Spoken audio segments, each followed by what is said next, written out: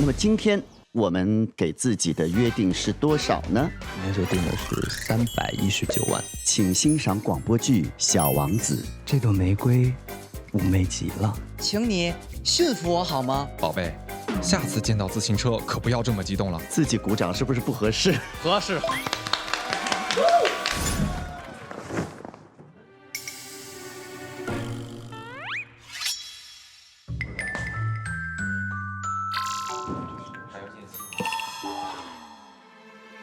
我不相信他的表情。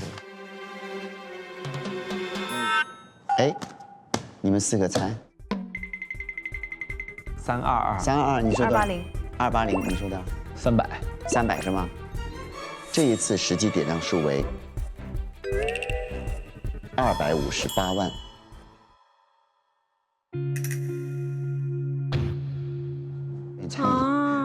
我觉得很好了，很好了，很好了。下期广播小站将要探索一场直播音乐会。哦，让我们用音乐来沟通，期待你们更精彩的下一次直播。希望明天我的嗓子能出声儿。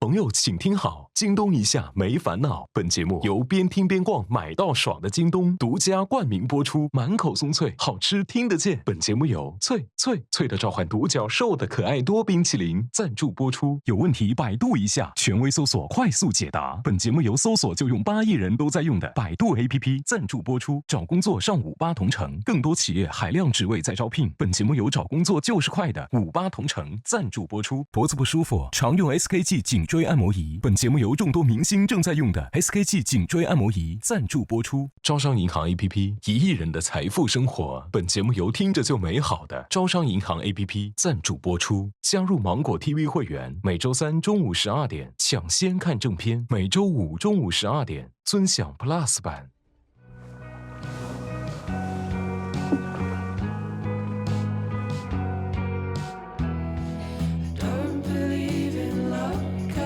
哇，朋友请听好。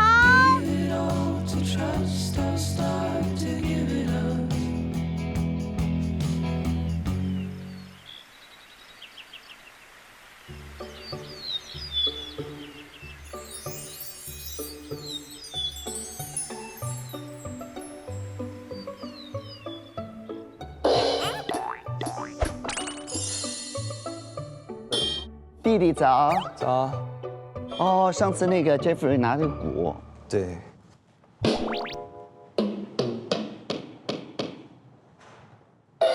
嘿，我一下就醒了。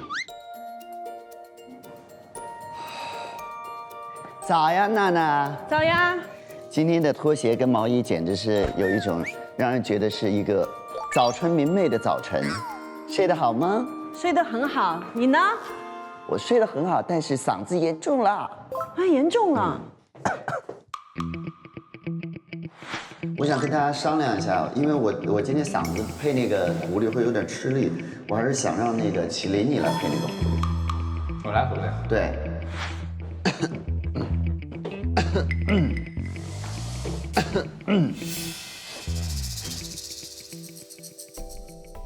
九妹九妹，漂亮的妹妹，九妹九妹，红红的花蕾，九妹九妹，漂亮的妹妹，九妹九妹，我的九妹。何老师，娜姐，Hello， 这里有你，九妹九妹，欢迎你们呀！好久没见，好久没见。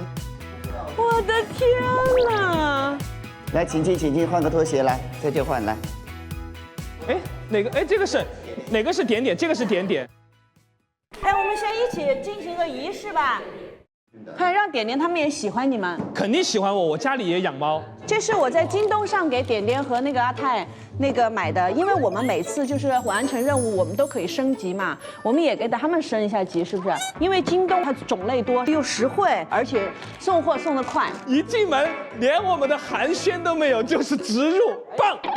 你知道吗？我给你一个扫堂腿。这个是给他们的奶粉，这个还给他们梳毛的。哎呦呦，你看，那边还有智能饮水机呢。这是智能饮水机。哇，这是给你们的那个消毒液，最近很需要。哎，你们给他穿一个吧。这一件是美的，又有一种那种摇滚系的感觉，对不对？来，台，我们试试看。哇，终于这件美的，这件美的，这件美的。把一个裙子穿成了背心儿的感觉。谢谢京东。哎，我们应该把今天还有的神秘大咖一起喊来吃饭了。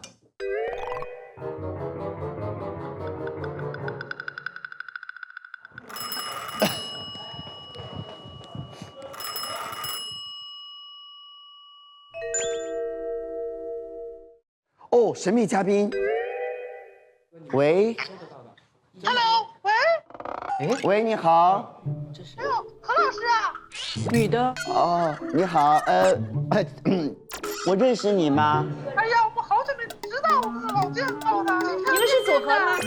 我知道了，我知道了。你们是组合吗？2个人对不对？2个人是不是？对。凤凰传奇。女孩不是男生，不是男孩子。不是女孩子。阿 sa 和阿娇吗？啊，对。阿 sa 阿娇啊。站在大雲前，細心看看我的路。你好啊，姥姥。下一個車站。哎，你好。有天開個倉，誰你走唔走得到我嚟廣播小屋啊？啊？應該可以。你哋快點來啊，好不好？我們最喜歡妹妹了，妹妹快點來。快點來啊！你們是好的妹妹還是壞的妹妹呀？開得好快呀！好妹妹啊！快來！你們到哪裡了？馬上就到。到了，好想住在這裡哦。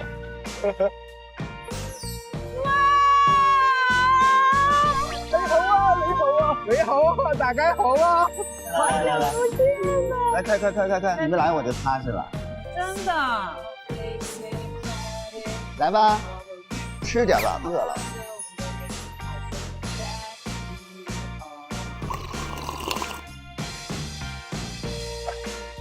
今天有沒有那個吃完飯練舞的時間？練舞。因為我就是跳舞輸給了他們，我一直想要有一個機會證明我自己。你可以贏我們，就等更爛的來了這樣。他只是想證明自己，他並沒有想把別的朋友拖下水。你分超級低嗎？是很低。沒有到很低，他很優秀，但是我跟弟弟更優秀。但我現在就是疫情期間我在家，沒有一次低於1萬分。你們知道五顆星不就是黃色5顆星嗎？你再往上跳，弟弟都沒見過，會變成藍色的5顆星。你不要吹牛了，就待會兒見真章吧。我有截圖。待會兒我們就見真章。先吃飯，不吵。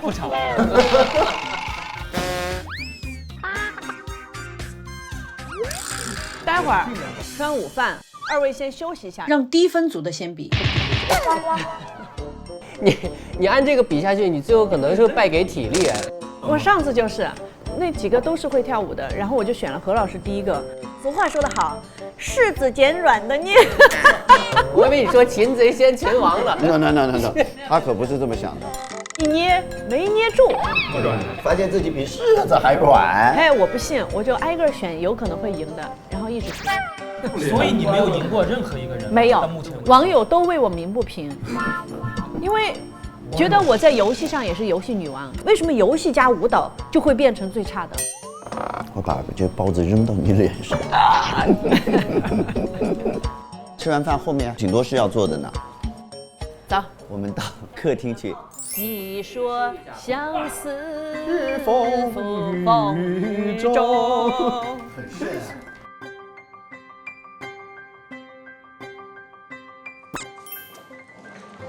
镜头里面看着也漂亮啊。好可爱。可以放出来了。点点快出来了。我们开一个工作会议，讨论一下今天的那个方式，好吧？走。有一个很重要的事情，提前先讨论一下，我有点纠结。有一个很重要的部分就是电话打进来，我们来跟大家分享他们的故事，然后我们也聊一聊，讨论一下。但是呢，因为我们今天是音乐会的形式，如果是音乐会的话，我们最后只能留个10分钟，接1个到2个电话，节奏会非常混乱。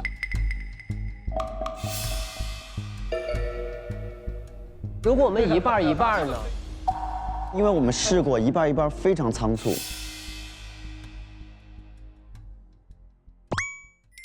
我觉得这样好吗？改变一下方式，我们就找他们的留言，还有一个在那个信件里面找到，然后我们念完这个信，我们聊一聊，然后送一首歌。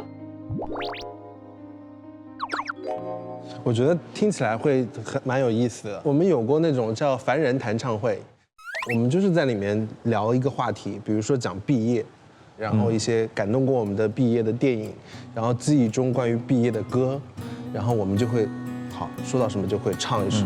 我觉得跟我们的流程会很类似。我觉得说的特别好，我们用音乐来回应跟我们倾诉的声音，同时我们用音乐串起整个的这个今天的节目，我觉得还是非常值得期待的。OK 吗，弟弟？如果取消 call in 的话，我就要请官微给大家解释一下，就是说别让大家又等了半天，以为会有机会打电话，结果没有。所以我们就是选信、选歌、排歌。其实今天的工作量会非常大，而且信的内容诉求不同，我们选的歌的曲风也会不一样。是的，我们今天可能就是秦昊和小后会辛苦一点，音乐的弹奏包括唱啊什么的。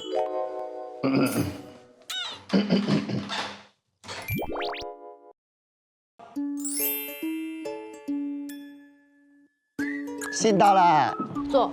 坐。我好多信，一大箱。好，我们把信念一下。第一个帮我们念几个。来，你们俩帮我们念一些。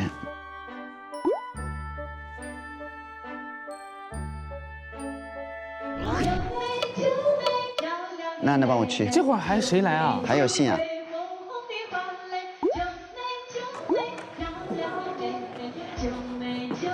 嘿，啊。给他安排了做雾化。何老师。哎。休息一下，你先做个雾化，很快。喉咙。哦，好，那你这样，你坐这儿来。你等你来，没事。别等，你带队，你跟那让他们读信。站长，我们的站长来，坐中间，坐中间。我们先看看大概。终于坐到了这个位置。川剧变脸，你也学会了。现在进入正轨的环节。好了，我接下来来主持一下大家的会议。好的。刚才那些有的没的，就让他过去吧。加油！我马上回来。说的所有话，何老师都听到了。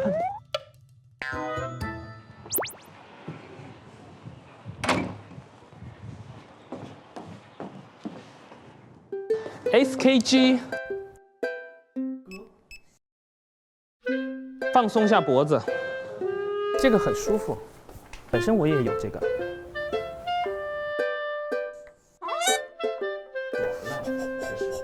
无数次的被他打败，爽。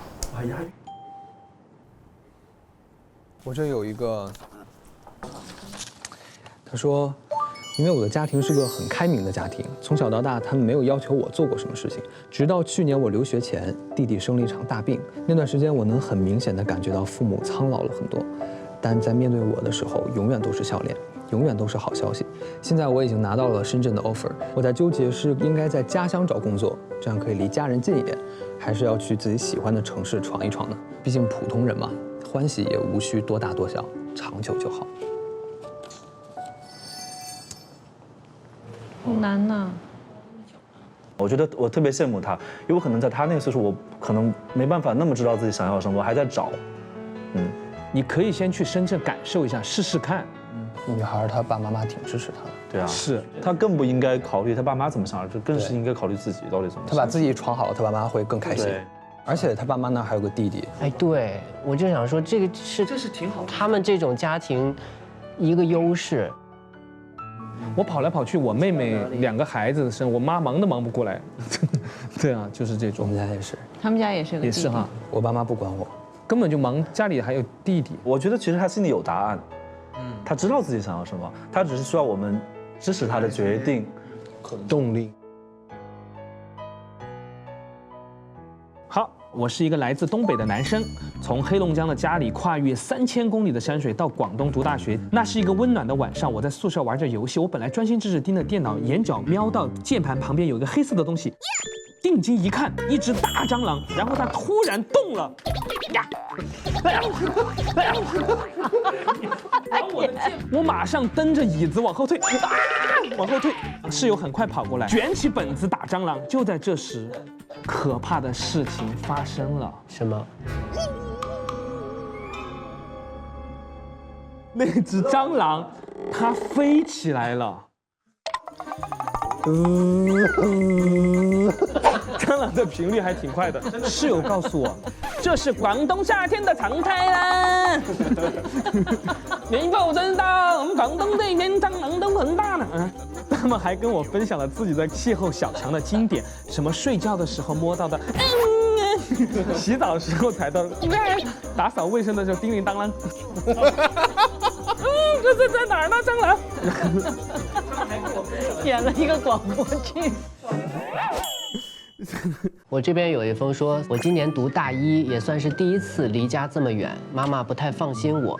可是我最近听到同学私下说我是巨婴。今年我的孩子准备上幼儿园了，所以我和家里都在考虑生2胎的事情。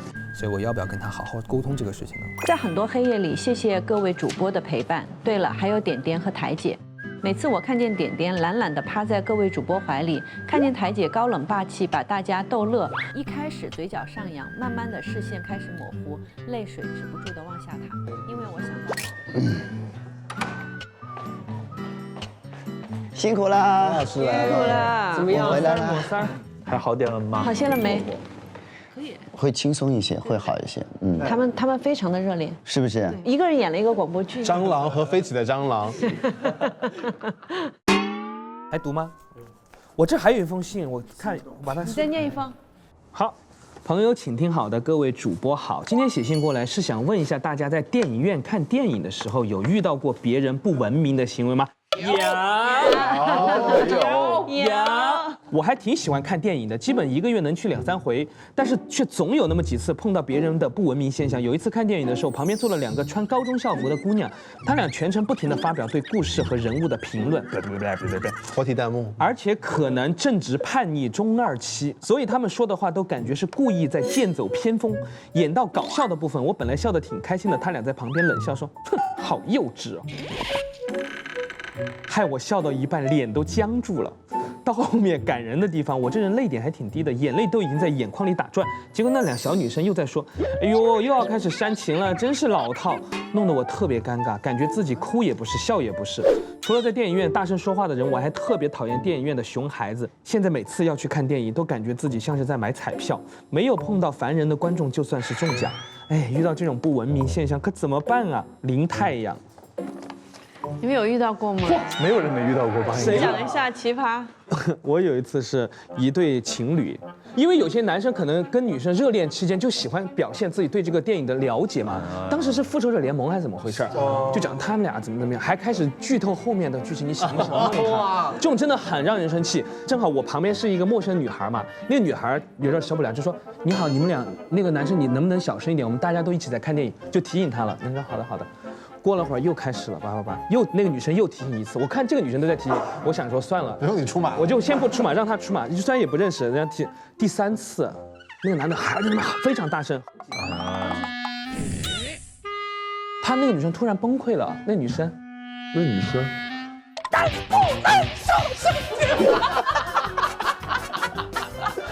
狂踢那个男生的背。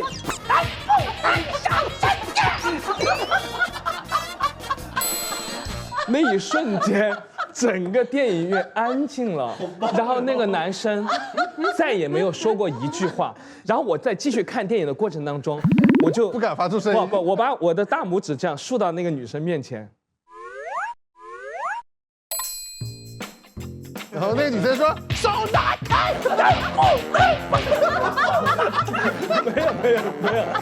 没有，那个女生就她说：“谢谢。”对，谢谢。然后我们就好好的看这场电影。我有一次是看话剧，你知道话剧是不允许拍照的，他在前面拍照，屏幕非常亮，就是而且他是全程举着在录像。我旁边的一个人我不认识他，就坐在他正后面，估计那个人全程脸都是晃亮的，受不了了。你知道他干了什么事吗？就是那个人，啪，把手机打掉了，拍他后脑勺，特别大力，就做响彻云霄那种感觉。但是重点是，那个人回头的时候，我正好是很惊讶的看着他，然后呢，看到了你，那个打的那个人呢，假装是看着台上，他等于是啪上去，然后我呢就。特别像你打的，特别像是我打的，你知道吗？然后那个人就回头看了我一眼，然后我就非常吃惊，然后默默的，就是淡淡的就只好把眼神再挪到那个舞台上，假装这件事情跟我没有关系，我不知道什么。他这后来真的这真的打挺疼的，应该说谁打了我？太精彩了，你知道吗？但他还是就没拍了，好解气，就没有再拍了。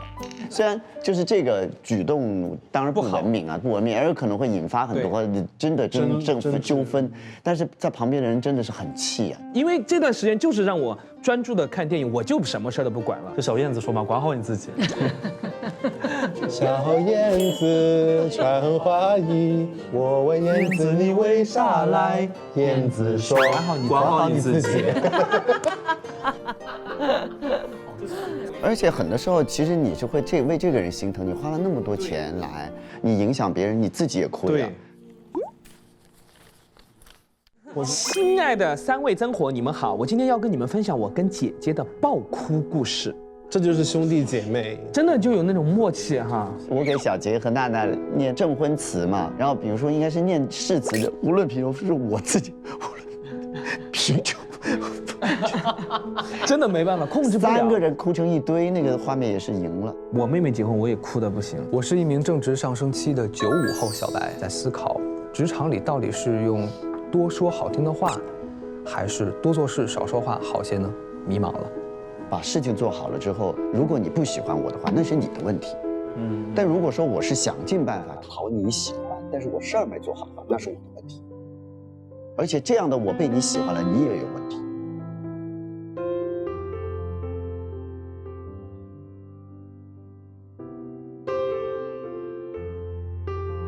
广播小站的朋友们，你们好！就当你们是树洞聊聊天。我今年35岁，别人的35岁事业有成，家庭幸福，我的35岁却步入了跌宕。先是辞职创业，遭遇公司破产，团队濒临解散，每天为了还债奔波。随后我的婚姻也出现问题，人到中年，家庭事业一朝归零，我觉得自己的人生突然一下子回到了起点。这一切事情的起因是，我想给孩子买一套学区房。深圳的房价大家都懂，一套100平米的学区房，那会儿要1000多万才能拿下来。为了买房，我掏出了自己10多年的积蓄，还卖掉了一套以前的房子，才凑够首付。就这样，我每个月还背负几万元的房贷，导致现在手里的现金越来越少。为了增加收入，去年年底我从单位辞职，开始创业打拼。以前我在国企工作，习惯了稳定的生活，自己开始创业后才发现，其实外面的压力非常大。一旦失败，我就没有任何退路，我必须让自己习惯乙方的角色，对接人一个一个都比我年纪小，甚至连以前的实习生都对我颐指气使，可我还是得对着他们陪笑脸。只因他们是客户。为了还贷，我还兼职跑滴滴，每天6点多起床，跑到10点上班，下了班夜里还跑车，身上背负的贷款压力让我喘不过气。我把所有的时间和心思都用在了挣钱上，也因此忽略了家人，导致婚姻也出现了问题。妻子提出了离婚，女儿判给了妈妈。现在我的事业和家庭都支离破碎，公司还亏损20多万，还要每个月发员工的工资，离家打拼10几年，连一套房子都没有，孩子也只能每个月见1次，人生完全清零。最焦虑的时候，我整夜失眠，甚至做梦都会哭。我爸有好几次在隔壁房间听见我的哭声，半夜把我喊醒。我把爸爸送回房间之后，一个人坐在床边哭到天亮。我感觉我什么都没有了。要不是想到我还有个可爱的女儿，我可能真的就放弃了。除了父母家里，其他亲戚都不知道我现在的状况。从小在他们眼里，我是顺风顺水，南开大学硕士毕业，国企员工，还在深圳有自己的房子，俨然就是别人家的孩子。如果被亲戚朋友知道了我的真实状况，我可能会沦落成一个笑话。我时常在想，人是不是不要做出超过自己能力范围的事情？否则我为何沦落到今天的这个地步？我要去哪里才能找到人生的转机呢？好难啊，人生好难。听都能感受到他那种绝望的感觉。说实话，无解了这个。而且他好像做的选择也是很多人都在做的选择，只是他恰好他比较倒霉一点。他所有的努力都是为了女儿。你知道有人为了可以有一个学区房，他花非常多的钱去买一个根本不可能去住，就是住不下的房子。对，就为了一个入户，就为了这个户籍，我的小孩才可以在这个地方上学。我说我这个问题就是很生气的，在于我们现在做选择的这个问题，就是你为什么会做这个选择？好像是因为大家都这么做，大家都给你买学区房，我不这么做，不做这个选择，就对不起我女儿。对，因为是我做的选择，是我害她不好的，我要担这个责任。比如说我要去创业，好像很多人都创业了，我是不是也得去创业赚点钱，才能把这个日子过好啊？我觉得其实这个小李，我觉得他是需要我们多跟他说一声鼓励的，因为他好像确实内心没有那么的独立，自己去做判断，自己去接受这个判断，还有就是在别人的议论当中，他可以能够保持一个自己比较清醒的对自我的认知。我觉得应该鼓励他的是，让他知道一个35岁其实不晚，不算是一个判断死刑的一个界限。你如果事业有了起色，或者是比如说你状况好起来了，然后你们还是有可能在这个家庭在破镜重圆的，我们还是应该鼓励他不要放弃。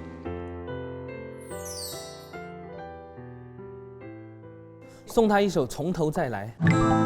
心若在，梦就在，天地之间还有真爱。看成败，人生豪迈，只不过是从头再来。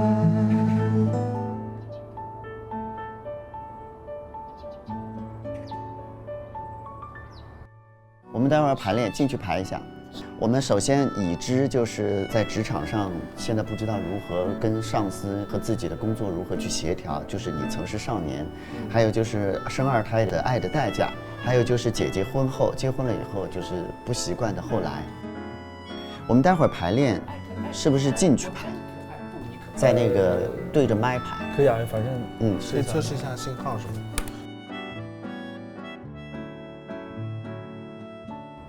吃饭吧，朋友们，好吧，吃饭了。吃饭还有舞蹈呢，我雪耻的时候到了。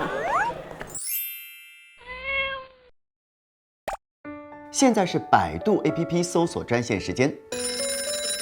喂，何老师，白头发越拔越多吗？不会，但你可能会秃。喝骨头汤会补钙吗？不能，反而可能长肉。饭后喝酸奶助消化吗？瘦脸吗？吃就可以助眠吗？不对。都不对，何老师怎么这么厉害？是百度 APP 搜索厉害，这上面有10万个专家随时为我解答，有问题百度一下，权威搜索，快速解答。点点，今天乖不乖啊？好痒啊！快来帮我抓坏蛋，这里有，这里有，这里也有。太难了，这怎么抓？朋友请听好，即使猫咪天天在家，也难逃寄生虫风险。伯莱恩内外保护，烦人虫虫不用怕。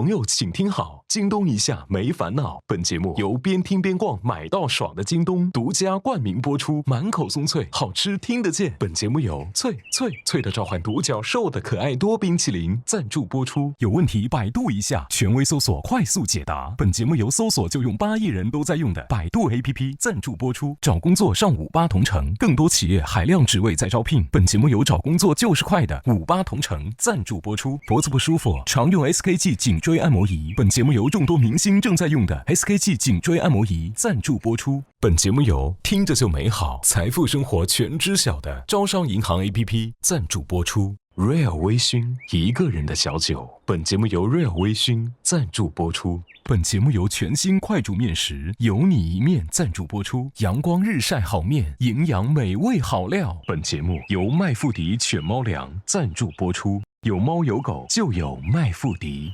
好羊奶选蓝河。本节目由新西兰原罐出品的蓝河羊奶粉赞助播出。每周二中午12点，朋友请吃好；每周六中午12点，喵喵请听好；每周日中午12点，朋友请直播。更多完整内容尽在会员版。下载8亿用户都在用的网易云音乐，畅听节目独家音频。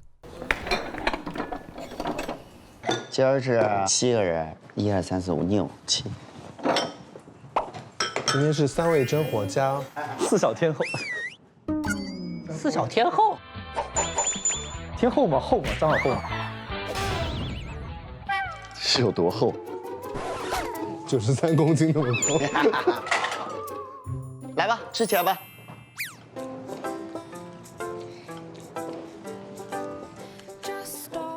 哇，这水煮鱼太好吃了。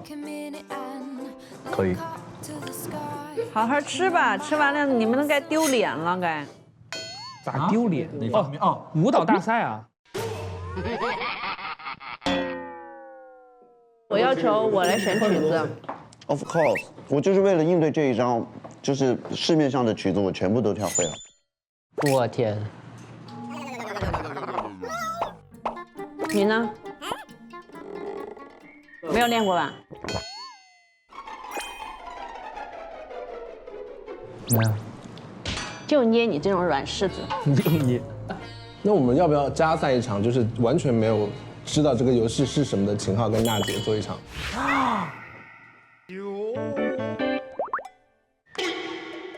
看看这个低分区，最低分在什么地方？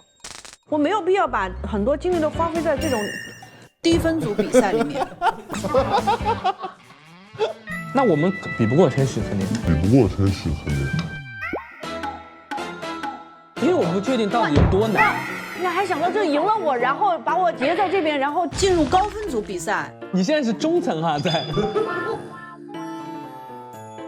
娜姐先定了我们是低分组，万一在低分组输了，不就是把自己摁在低分组？特别怕就被你们这群人截在这里。娜姐，本来我们没有那么大的斗志的，说不定有这方面的天赋。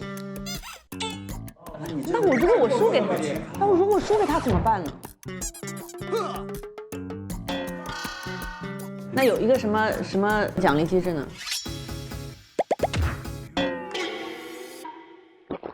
如果我赢了千玺的话，哎呀，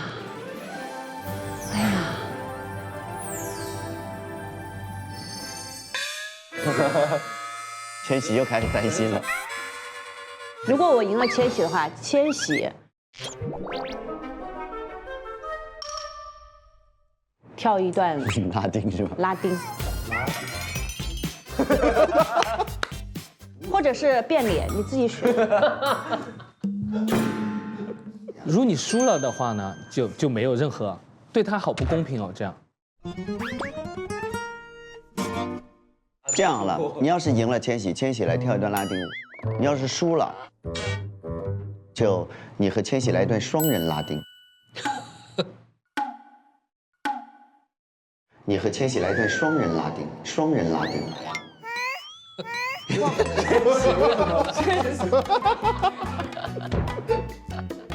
最大的坑，这次察觉到了，反应过来了，千玺。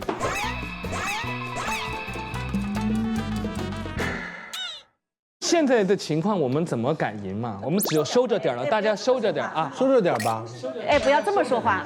哎，不是说敢不敢哦，到时候我赢了你们就说是因为不敢赢我，不是吗？不是吗？你不要再这样挖坑了，我的谣言还不够多吗？因为我在网上，你知道吗？舞台有地位的，这不是说而已。2点了，朋友们，来快收一下。不想再听这些东西了。舞台的地位，这个那个的，哪个网上说的，我真的不知道。啊，我去换一套那个运动服。要垃圾分类哦。现在垃圾分类就比以前方便很多，因为那个百度 APP 推出了一个智能垃圾分类搜索的功能。哦，哇！你看啊，我打开百度 APP， 我要分垃圾，好，快问快答。树枝是厨余垃圾。树枝是厨余。易拉罐。可回收垃圾。我还可以直接拍呢，拍可以拍照，拍下我会呢。我不会变成厨余垃圾吧？确定。它不是垃圾。哎呦，哇！而且它搜出来是它不是垃圾。搜出是我了吗？搜出写了杨迪呀。啊！我还可以，有没有性的？你拍我，你拍我，你拍我！天哪，好可怕的，好可怕的！小段没有。快走！太伤人了，小段没见过。娜姐整这么大的阵仗，别第一轮就败下阵来，气死我了！简单一点的嘛。天哪，这很难哎。我们这种没有舞蹈功底的人，比想象的难。我以为就是打那个箭头跟跳舞毯一样，差不多。你要不先试一下？先试一下，随便试一个，随便弄一个。好难哦！我就不想参加了，说实话。太难了吧？谁在那里排练？不是盲跳吗？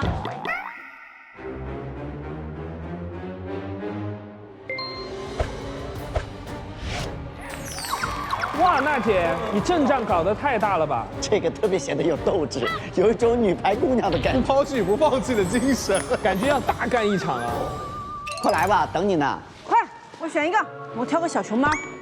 儿童那种吗？对。啊，戴哪个手？戴哪个手？戴哪个手？戴右手。扣住它。抓哪个？抓哪个？就抓着它就行。就这样就好了吗？就抓着它就行。天，我第一次玩这个，啥意思？啥意思？在动吗？我要做什么现在？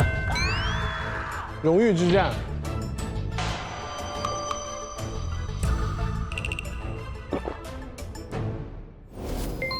Round 1, Lady Go！ 来了，来了，哎呀，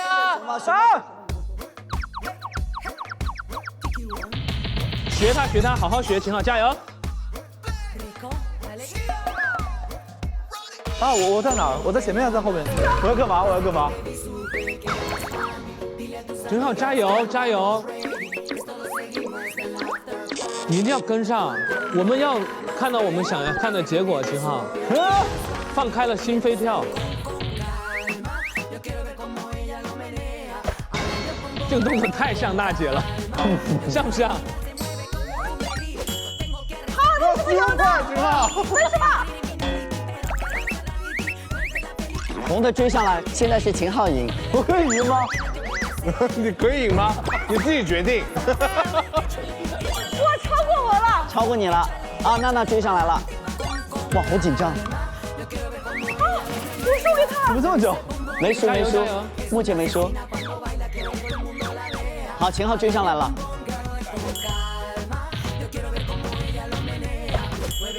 我天哪，两个人一模一样。你内心希望看到谁输？娜姐。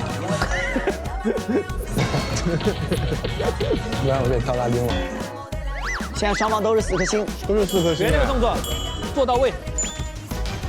完了，他超过我了！秦昊加油，秦昊加油！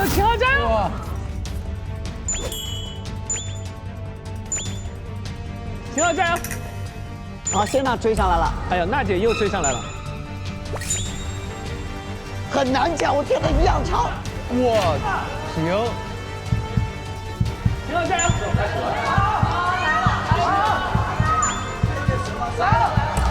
来了！哎呀！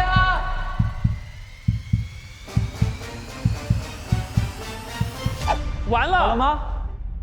哇，很接近，是不是？很接近，结果是。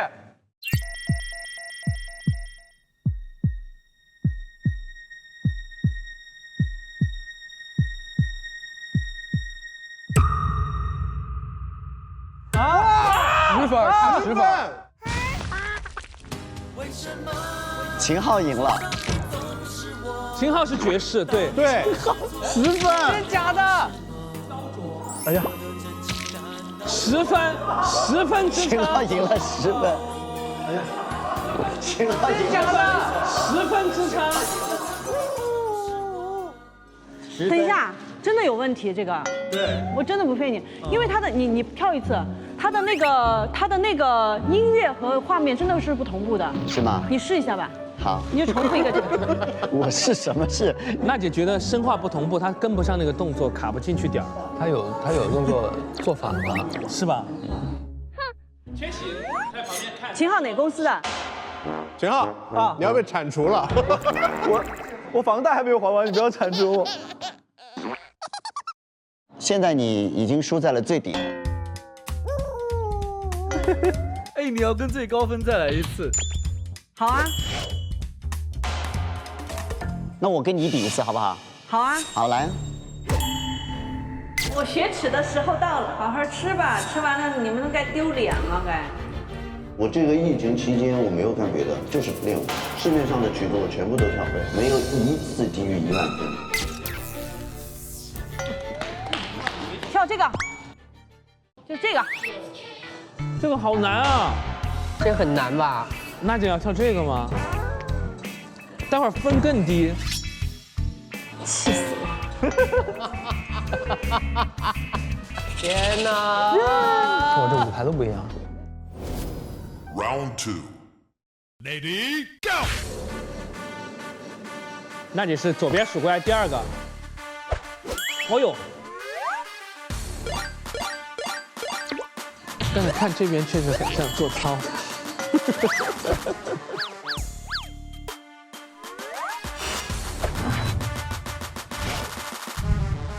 哦，这次好，娜姐。我太卖命了，爆发力十足。跟画面上是2个舞种。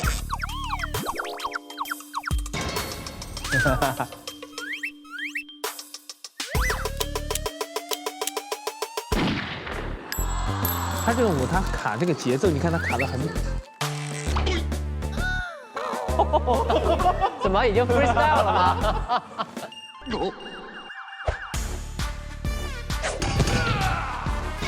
没有打到双子脸。这位选手。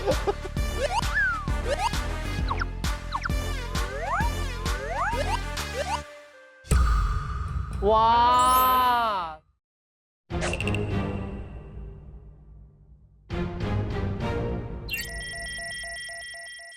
！11319。哇 ！Superstar 了，蓝星了，5颗蓝星，娜姐，传说中的蓝星星，1万1左右。看来已经无人能斗过娜姐了。娜姐就是你跳得好，跳不过你。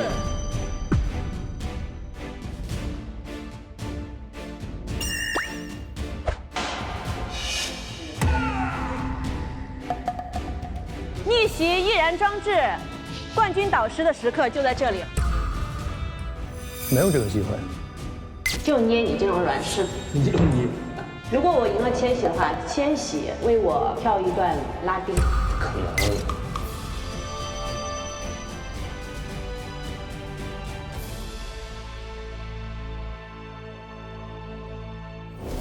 Round 3, Lady Go。要走进来。朋友们，很高兴见到大家。对，都是右手。这个太难了。你是还在演吗？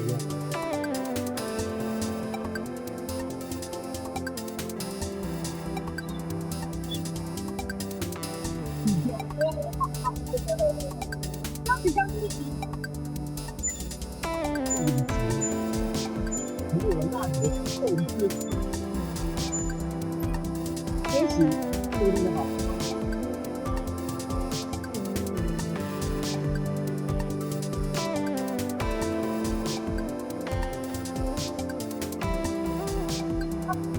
动作越大，而且你发现没？看到了吗？这个问题，两个都不是的时候，很努力。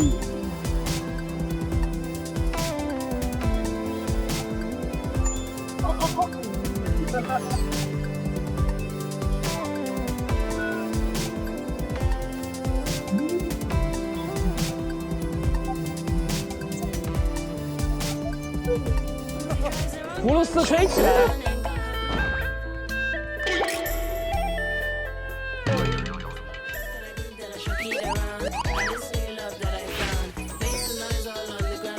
那就很协调。你看他美了，他又美了。来了来了啊来了！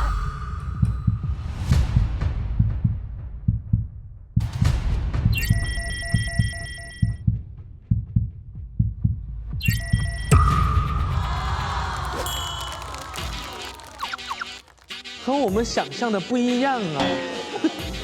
怎么是这样的结果呢？没有人能战胜你了，现在。娜娜赢是吧？对。我宣布今天的舞王是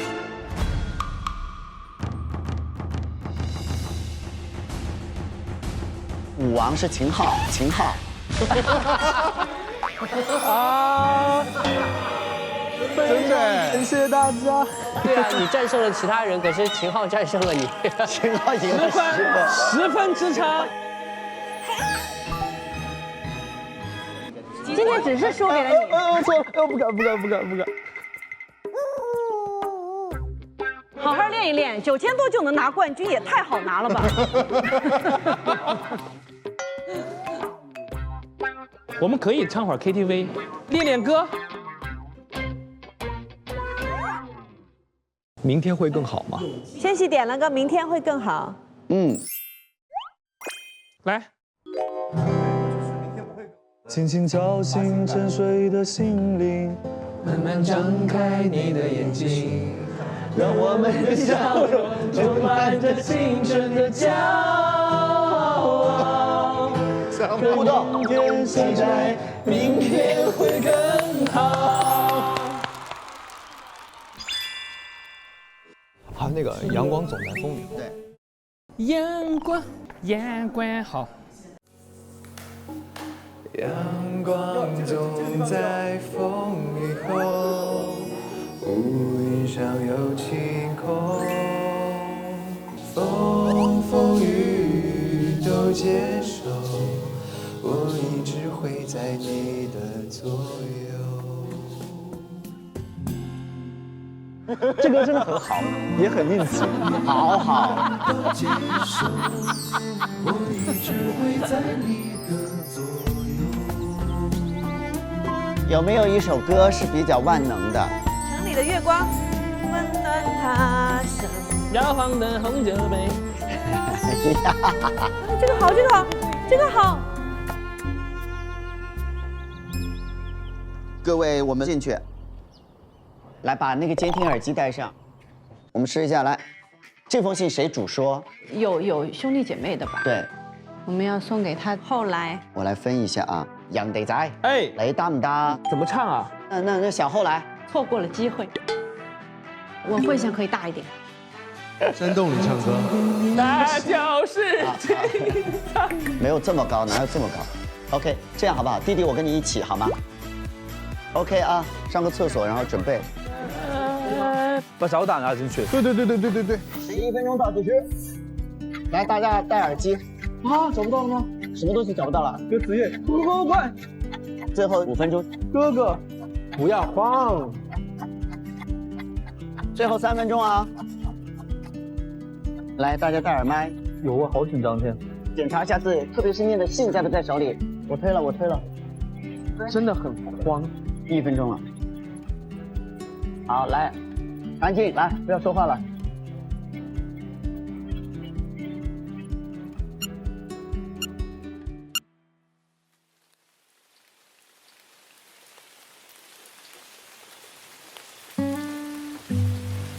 有多久没人认真听你说话？别怕打扰，我们在听。没有音乐，人会老。朋友，请听好。朋友，请听好，京东一下没烦恼。本节目是由边听边逛买到爽的京东独家冠名播出。3味真火，温暖你我。我们今天的主题叫做音乐会，所以我们今天会有一个比较大的改变，取消了电话连线的环节，我们只是想换另外一种方式来陪伴大家。同时呢，我们跟大家分享一下我们本期的目标点亮耳朵数。今天的数字有点意义，它是328万。为什么有意义呢？10年前的3月28号，好妹妹成立了。哇，10年了。对，希望下个10年我们还可以一起歌唱。一定会，一定。音乐有的时候不只是拿来消遣的，很多时候它其实会代表一种记忆，然后代表一种安慰，甚至它会给我们一些力量。我们想问问千玺，你平时听歌多吗？我平时听歌挺多的，我会是每一段时间都会选择不同的歌听，然后这样我回头再听到这个歌单的时候，我会一下想到我当时度过的日子。我喜欢这样。是的，对，很多这种歌曲，我觉得是承载记忆的功能，它会在听到这首歌的瞬间，把你拉回到第一次对这首歌产生强烈印象的那个瞬间，好像一个时间胶囊。毕竟是好妹妹电台的朋友，厉害，马上接过来了，是不是？所以是有故事要分享是吗？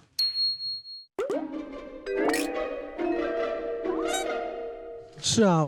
其实我有很长一段时间不能听梁静茹的一首歌叫《小手拉大手》然后她歌词里面讲的每一句话都是你那个带有一些遗憾的情感的所有的写照。你会哭吗？会有点心酸。没关系，因为梁静茹会祝你分手快乐，她也会给你勇气。最后还告诉你，可惜不是你。梁静茹祝福了你的一生。好远了。大家知道，我们其实一直收到很多朋友的来信，所以今天我们是会跟大家分享很多的信。第一封来信，我们要请秦昊来跟我们分享这封信了。好的，自己又悟。这封信其实我跟小后也有些感想，因为我们也以前也就是工作过，但是因为就工作特别不顺，后来想，还是出道吧。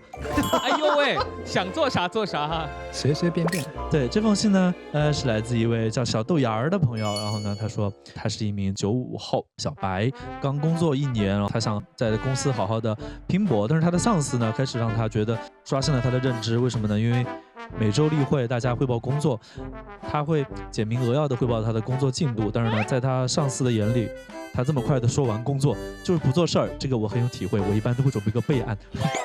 以前上班的时候，然后另外一个男生每次把一点事情呢都说得非常，不是我，就是你说有备案的那个男生就是你，然后对他来说是没有必要在例会中去汇报的日常，他的领导呢觉得这个男生工作很勤奋很上进，他最后希望就是各位朋友们给他支支招好吗？他写信来责备领导是吗？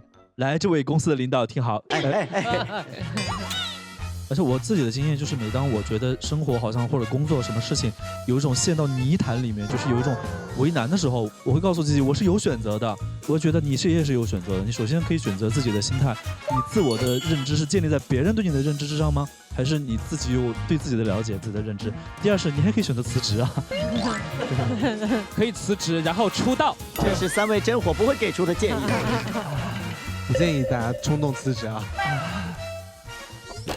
我有个不成熟的小建议，我觉得人生当中除你之外的事情，基本上你都是没办法掌控的。你唯一能掌控的就是自己，你能不能控制住自己？想法太成熟了，真的是这样。与其你花心思去纠结和在意这些种种的细节，你还不如把这些精力用在自己的专业上，让自己在专业领域变得很强。那领导自然会看到你是一个发光并且有能力的人，而不是去通过一些你可能不太认同的一些方式去接近领导的这么一个人。我觉得应该是这样。我们其实真的甚至有领导都不是很熟悉。有一年台里的招商会，我在洗手间遇到了一个人，我们俩在那洗手的时候，他就跟我打招呼，然后我就想说，我有这个台里的这种责任感、主人翁意识，我就跟他说，谢谢你来我们台的招商会，你一定要多投广告啊。我走了，正好碰到我的一个朋友，他就跟我说，刚才那位是我们台广告部的主任嘞。自己人。很多的职场的新人都会在乎跟领导的关系。以我这些年的工作经验，我觉得真正成功的人有可能和领导关系好，但是他绝不是因为跟领导关系好他才成功的。对，弟弟不会有这种苦恼吧？那我暂时还没有，因为我暂时还比较年轻，我可能不会像这位朋友一样深入到职场里面，在那么一个非常大的大环境里面一个人去单闯。我都有身边的好伙伴啊，然后工作伙伴，我们是一起的。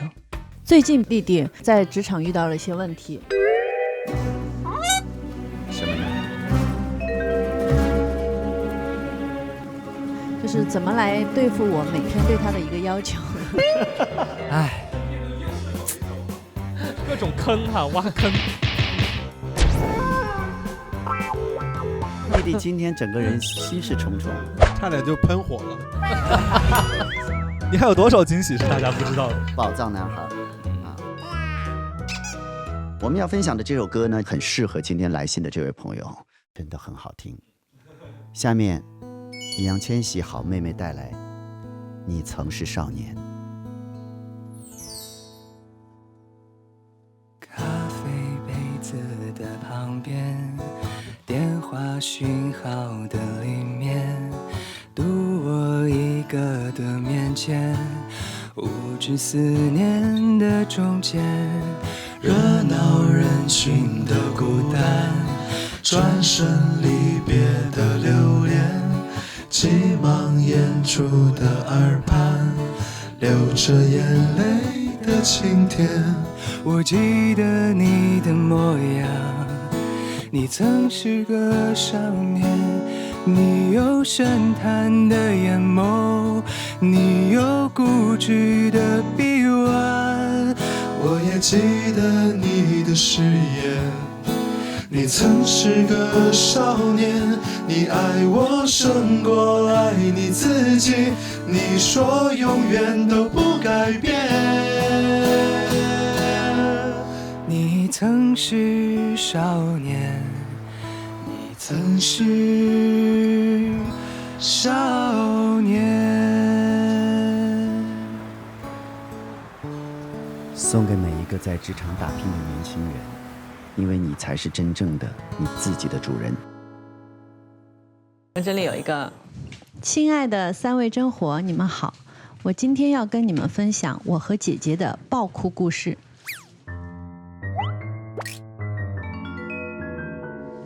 我跟姐姐只差3岁，因为年龄差的不多，从小就是相爱相杀的长大，并不会像大家想的年龄差的少就能每天一起玩。我俩每天互看不顺眼，互相是对方的眼中钉。去年他终于结婚了，在他筹备婚礼的那段时间，不管他做啥，我都用让他再得意几天来安慰自己。到了婚礼那天，所有的仪式都结束后，我站在酒店门口，说要等姐姐忙完一起回家。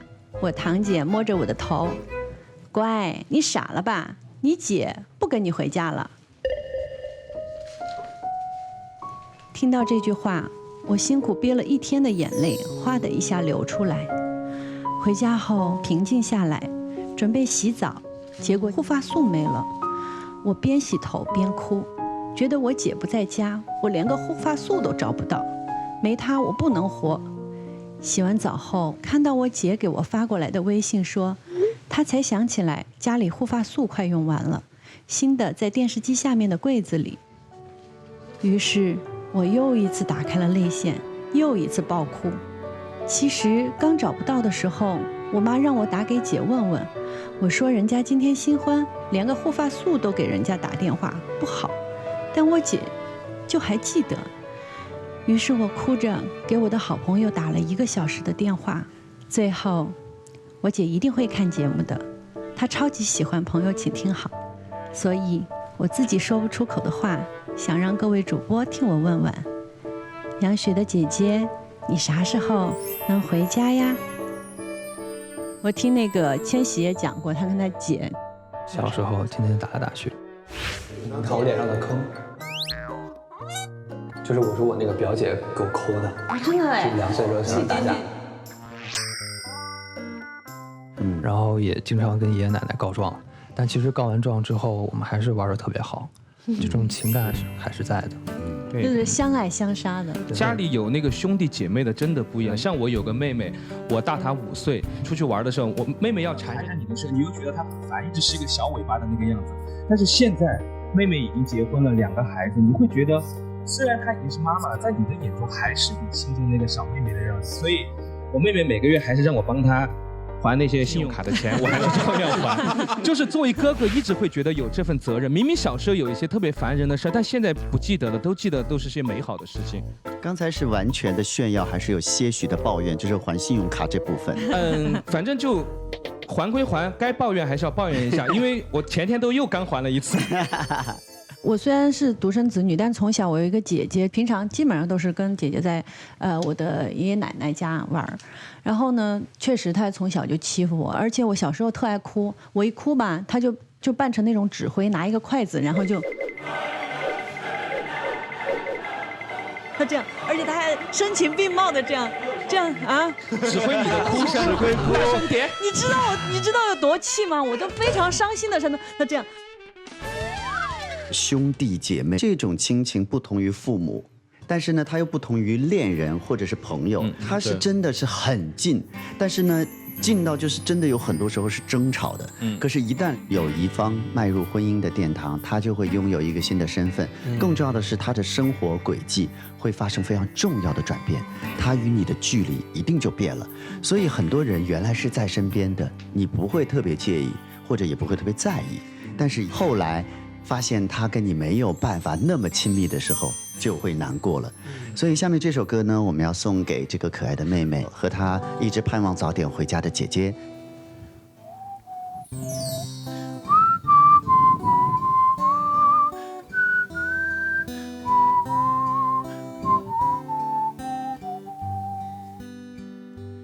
后来我总算学会了如何去爱，可惜你早已远去，消失在人海。后来终于在眼泪中明白，有些人一旦错过就不再。栀子花，白花瓣落在我蓝色百褶裙上，爱你，你轻声说，我低下头，闻见一阵芬芳。你都如何回忆我？带着笑或是很沉默。这些年来，有没有人能让你不寂寞？后来，终于在眼泪中明白，有些人一旦错过就不再，永远不会再重来。有一个男孩爱着那个女孩。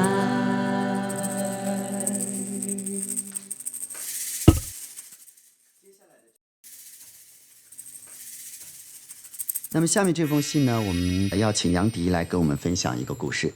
朋友，请听好了，主播们，你们好，我是一位妈妈。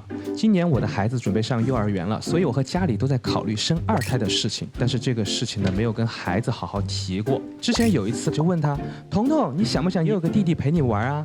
他当时就顿了一下，然后点了点头。我当时还挺开心的。结果后来哄他午睡的时候陪他聊天嘛，我就又问了一次，结果他说，我只要妈妈，妈妈也只要我。我就发现他其实是看心情回答的。我也跟老公提到过这个顾虑，我老公倒是无所谓的，觉得以后生下来慢慢跟孩子，他就会接受了。所以我现在就很纠结，也想考虑彤彤的情绪，所以我要不要好好跟他沟通一下这个事情呢？而且我知道娜姐是2个孩子的妈妈，千玺也是家里面的老大，杨迪呢也有个妹妹，这段是我加的啊。你怎么还加私货在里面？加私货在他的信里面，所以写下这封信，希望能够对我有帮助。谢谢彤彤妈妈。2胎要不要告诉自己的孩子呢？其实是那个时候，千玺可能妈妈也发现他是想要的。我们今天下午聊的时候，哎，你们生2胎的，你家里人有跟你说过这个事儿吗？说过，是我坚持想要。所以他其实是早就做好了准备。但是呢，我们这位宝妈她是主要是彤彤她有点抗拒，虽然我没有孩子，但是我看我身边的女性朋友的经验，我觉得这事完全要沟通，但是看你沟通的方法。我身边有个女生朋友，就是她怀了2胎之后，她就会跟家里那个老大小朋友说，过一阵子呢，家里会添一个小弟弟或者小妹妹，那你比他大，你作为大哥哥，你要好好的照顾他，做不做得到？然后小朋友就很自然说好，他说那你来摸摸他，你摸摸妈妈的肚子。之后他一直进行这样子的教育，那个老大就自然会有一个责任感，他就会帮着妈妈一起照顾这个小的。这个就是一个沟通了，而不是说去征询他说，你觉得爸爸妈妈要不要2胎？对，不要让小孩这么小就有全能感，不然他长大吃很多亏。他会以为他自己什么都能控制，我跟你说，不要让他有这种错觉。但是我觉得，就像沈凌说的，要让小孩子有责任感。他感觉我是一个大孩子了，我负起责任了。这是家长最有趣的一个考试，就是如何和孩子沟通。在孩子成长的过程当中，人生当中有很多事情是要爸爸妈妈带领孩子去接近真相，但是妈妈选择把什么样的世界展现在孩子面前，这是一个艺术。这首歌里面有一句歌词简直太适合了，来和大家分享。还记得年少时的梦吗？像朵永远不凋零的花，陪我经过那风吹雨打，看世事无常，看沧桑变化。那些为爱所付出的代价，是永远都难忘的啊！所有真心的痴心的话，永在我心中，虽然已没有他。走吧，走吧，人总要学着自己长大。走吧，走吧，也曾伤心流泪，也曾黯然心碎，这是爱的代价。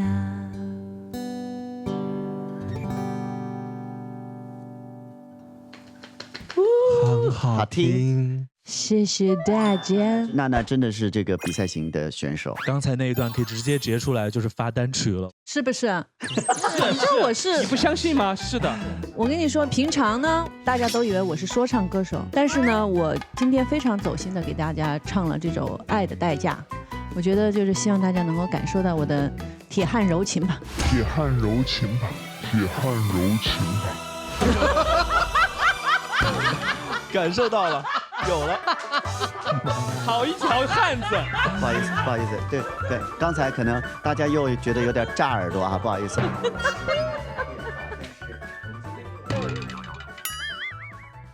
下面呢，我们要完成一件很了不起的事情。我今天给好妹妹出了一道题啊，在今天即兴创作一段可爱多的这个广告歌曲，哇，红覆盆子口味的，可爱多肯定要提到啊，冰淇淋要提到。另外呢，因为我最喜欢的就是它这个甜筒酥脆的感觉。我也吃了，但是我没有创作才华，只能靠你们了。可以用那个酸酸甜甜的，酸酸酸甜甜的，松松脆脆的，可爱多可爱多，要啦啦啦啦啦啦啦啦啦啦啦啦，冰淇淋就吃可爱多。对。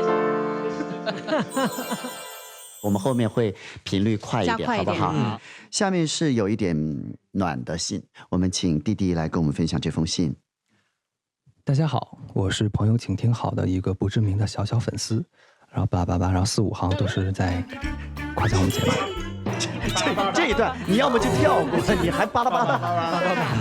天使就跳过，不用告诉大家你跳过了，叭叭叭。他在替我们节约时间呢，叭叭叭。谢谢贴心的弟弟。谢谢。他最后还提到了，对了，还有点点和台姐。和你们说个悄悄话吧，在节目中，每我看到点点懒懒地趴在各位主播怀里，看见台姐高冷霸气的把大家都逗乐，我总是一开始嘴角上扬，慢慢的我的视线开始模糊，泪水会止不住的往下淌，因为我想到了我的狗狗们。我养的第一只狗叫来福，来福是一只流浪狗。遇见来福的那天，我走在路上和它对视了一眼，就是那么一眼，它好像就认定了我似的，一直尾随着我。我也相信缘分这种东西，于是就把它带回了家。我养的第二只狗狗叫沙青，它被主人遗弃在美容院的门口，然后我来到了它的身边，没有一丝犹豫，把它抱起来领回了家。每次回家的时候，一开门就能看到它们在门口迎接，开心的跟台姐一样在漂移，不停地冲我摇尾巴。可是，在前年的冬天，它们在同一天离开了我。那晚凌晨2点，我打开家门，发现家里一片杂乱，狗狗也没有像往常一样摇着尾巴来迎接我。我心头一紧，打开卧室门，发现它们4肢僵硬地横躺在地上，我哭得喘不过气。后来调查发现，原来狗狗们是中毒了，因为有一些不理性的怕狗人士在小区里放了一些有毒的肉丸，被狗狗们误吃了。写信来也想借着这个节目呼吁一下，其实每一个生命都跟我们一样有生存和被爱的权利，所以也拜托大家，如果你确定要养它们，请好好善待它们；如果你做不到喜爱它们，但请也不要伤害它们。热爱电台的热心观众。其实他是完完全全没有从这个伤痛当中走出来的。不敢想象这样一个人是怎么狠下心在家里制作那些东西，然后专门找到那个地方进行投放，然后预设一个自己想要的结果。我不敢相信世界上为什么会有这样的人。我回家看到这种画面，我可能会用一生来找那个人，我很容易走向这种极端。在一个公共空间里面放毒药这件事情，无论如何都是很危险的。尤其是我们本身，我自己家里也是2只狗，然后有一只也是流浪狗，所以每一位养狗人士，你开始养狗那一天，你就会担负起一个10几年的责任，所以我们肯定要做好牵引绳，然后种种事情都要处理好。我每天都会遛狗，但是我就会发现，就算有人养狗，但是他也不是每个狗主人做得到遛狗时候拴狗绳。同时，如果狗狗在外面便便，他会及时的清理，有时候就留在现场了。所以我完全理解那些不养狗的人对于看到这样子的场景，他们心中的一个反感和一个厌恶。这个反感有很大一部分是应该由不文明养宠物的人去负责任的。是这个我们必须要认真的，就是很客观的来判断。是的。我可以理解有人不喜欢狗，我们都有喜欢一件事情和不喜欢一件事情的权利，但是我们没有让我们不喜欢的事情在这个世界消失的权利。你可以不去接受，你可以远离，你不能够用自己的方式去摧毁。这个事情已经很脆弱了，经不起摧毁了。我不喜欢的事情，我就一定不允许它存在在这件世界上。我觉得这是非常强大逻辑的一个思维。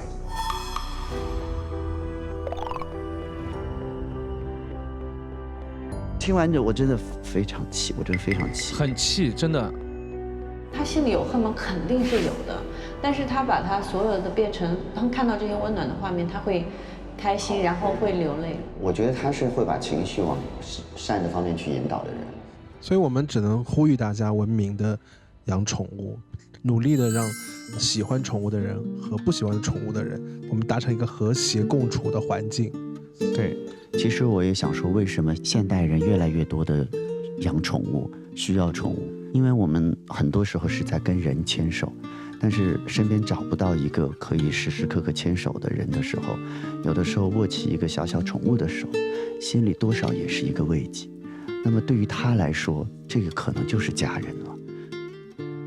我觉得彼此尊重吧。把这首歌送给所有喜欢小动物的朋友吧。因为爱着你的爱，因为梦着你的梦，所以悲伤着你的悲伤，幸福着你的幸福。因为路过你的路，因为哭过你的苦，所以快乐着你的快乐，追逐着你的追逐。也许牵了手的手，前程不一定好走，也许有了伴的路，今生还要更忙碌，所以牵了手的手，来生还要一起走，所以有了伴的路，没有岁月可回头。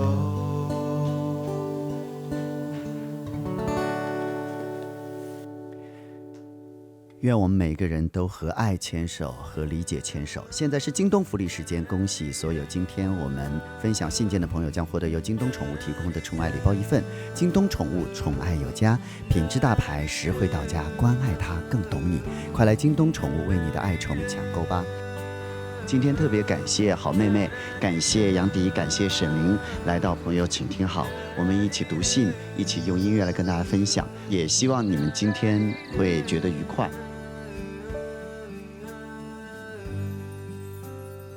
收工，直接烧烤。我们先下去吧。你下去要做啥？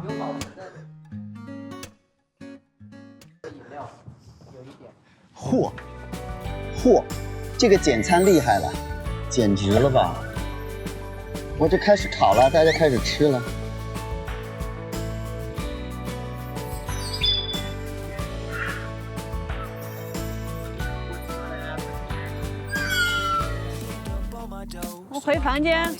我回房间看手机，看见杰哥给我发了4个字：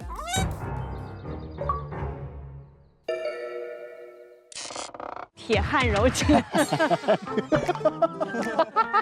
他听直播了，杰哥每天都听。我跟你说，杰哥在这种看热闹的时候是不会缺席的。铁汉柔情，怎么想的？笑死！朋友们，快，你们快趁热吃起来。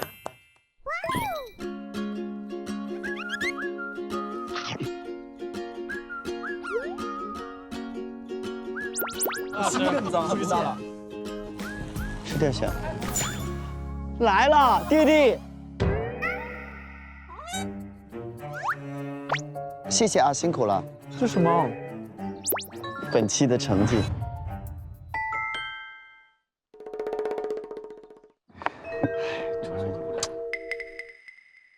怎么？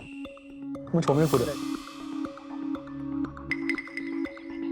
我们定的是328嘛，对不对？恭喜大家习得新技能，解锁了音乐会。你们用好听的音乐陪伴了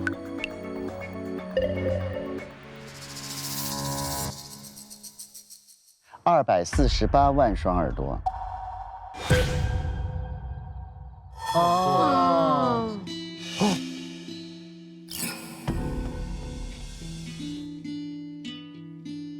高。啊，才248啊！其实也值得高兴了。240，谢谢好妹妹，谢谢沈凌，谢谢杨迪。没事，还是吃一吃，庆祝庆祝。庆祝来了，200多很厉害了。来吧，朋友们，辛苦了大家，开心。一个人的小酒。再一次谢谢我们今天全程音乐啊，弹琴又唱又弹，很辛苦的。就像我们的 Real 微醺，治愈陪伴的小酒，超好喝的。我以为你们明天还在，早知道我就更珍惜跟你们的每一刻每一秒了。更珍惜？怎么更珍惜法？就更多的体现柔情，把铁汉那一面收起来，对不对？哎，但是我今天真的觉得你们真的很会说，而且说的很到位。我们就是心灵耳光。我就有时候在想，如果以后就是我的工作就是每天这样播一个电台直播，也挺幸福的哈。有人问节目组说，为什么你们要接手写的信？然后节目组的回复特别的浪漫，说只有手写的信才会被泪水打湿。就是如果你还是特别敏感，特别容易被打动，说明你其实还是有一部分没有那么油腻。真的吗？这种很容易感动哎。这很好，对啊。所以我们当中最油腻的是弟弟。没了。不是，弟弟是不爱流泪，但是弟弟的眼睛里面什么都有。流泪对我来说是我的困扰，我很多时候是就不希望有那么多泪，我不会隐藏我的感动，但是我觉得泪有的时候会让人误解这个情感的浓度，或者他会觉得你有表演的成分。我觉得啊，我不管看什么剧或者电视啊什么的，就是真的感动的哭会打动我。我也是，我看那个《射雕英雄传》啊。《射雕英雄传》有什么好哭的？你演那个裘千仞，不是，吐那个枣核是吗？不是，你说的是柯镇恶。我是不是演这个演多了？江南恶人。杨过。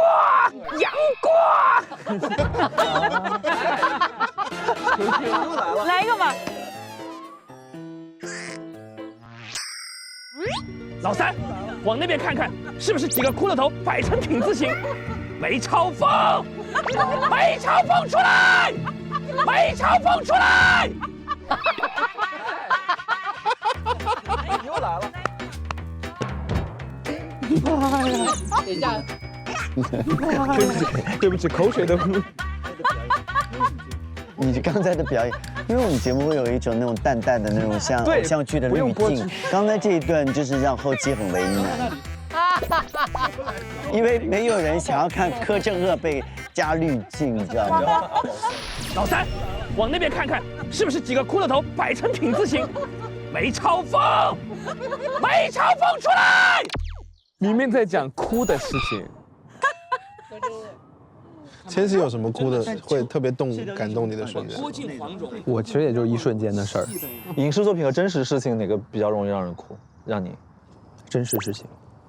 因为我从小是超级不爱哭，我从小看什么东西、看什么剧或者书什么，我就压根儿不会哭，就完全没有那个泪腺的感觉。然后后来慢慢长大以后，从高中开始吧，慢慢感觉是接触的事儿多了之后，这慢慢就打开了。泪腺你是说？变淡变薄了，才会开始，遇到什么事儿才会被开始感动。以前我除了被我妈骂，我感觉我很委屈会哭，别的我从来不会哭。我有一个特别想哭的一个瞬间，是有一次我遇到一个听众，他说我可以抱一下你吗？我当然就说好啊，可以没问题。然后他就抱住我的瞬间，他说你长得很像我爸爸。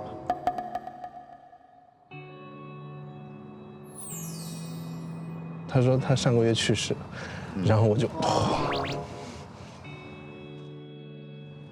哇，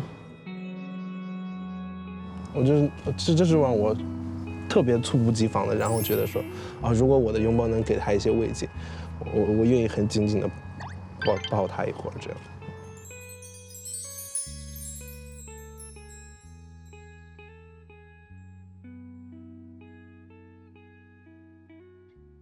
那么今天告别单曲是什么？哎呀，哎呀哎呀哎呀哎呀！有没有新歌可以给我们听？哦，我们10周年要发一首新歌，是吗？叫《让我拥抱你》，好适合这个时候。海边的风吹过故乡的四季，花满山坡，云卷云舒春有趣，轻轻明月映着梦里好风光，张开眼睛看见年少的自己，时间的河无声载着我和你，还在期待怎样的明天来临，少年模样刻在了你的心里，这些歌曲是旋律流过生命，假如从前没有遇见你，累了的时候会是谁把左肩借给你，幸好从前没有错过你和你，下个10年在一起歌唱，让故事继续。许多人来来去去，相聚与别离，茫茫人海之中，相互看见了彼此。我们还在这里，一起去看未来光景。让我拥抱你，在晴朗的天气。让我拥抱你，在晴朗的天气。这一次我们上福台播，哇，太爽了吧！主播来了，嘿嘿嘿！好，好了，奶奶一起。我带了一盒蟹，他又不要做了吧？果然是美食节目。来进去就开始吃，朋友请吃好，随便吃，从早吃到晚。你出去是这么去宣传我们节目的呀？每个人都在，不错，好吃，不错，好吃，好吃。朋友们，我开始干活了，节奏好快啊，好专业啊，突然。今天小小的合奏那种，还有一个小乐队，我负责摇沙锤。What's up？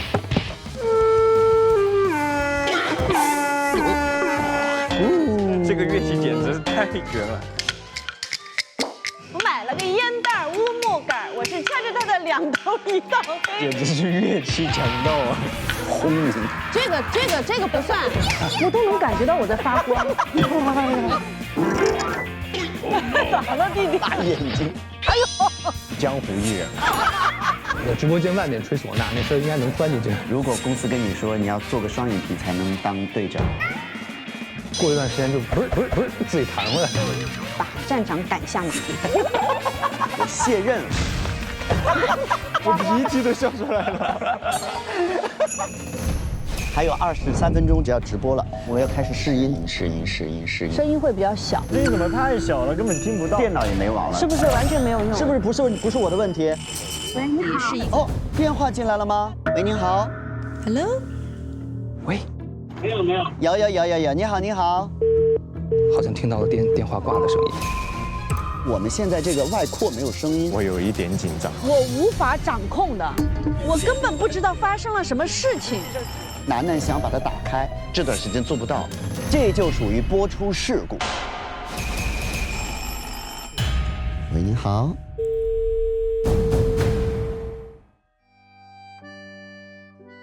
上微博搜索“朋友请听好”话题词，和嘉宾一起为听众答疑解惑。感谢特别合作媒体微博台网、微博综艺首席合作新闻媒体新浪娱乐、新浪新闻客户端战略移动资讯平台网易新闻、网易娱乐、网易号。感谢独家知识短视频合作平台秒懂百科。秒懂百科，世界如此简单。新闻客户端平台界面新闻、凤凰新闻、1点资讯、萨卡尔。特别合作平台陌陌 WiFi 万能钥匙、闪萌有有道云笔记电台合作975摩登音乐台106.7石家庄音乐广播，感谢网媒支持：凤凰娱乐、搜狐娱乐、新华网、中国青年网、中新网、北新网、环球网、国际在线、中国网、千龙网、粉丝网、中国娱乐网、360娱乐、猫扑娱乐、红网、华声在线、新浪湖南、大香网、大众网。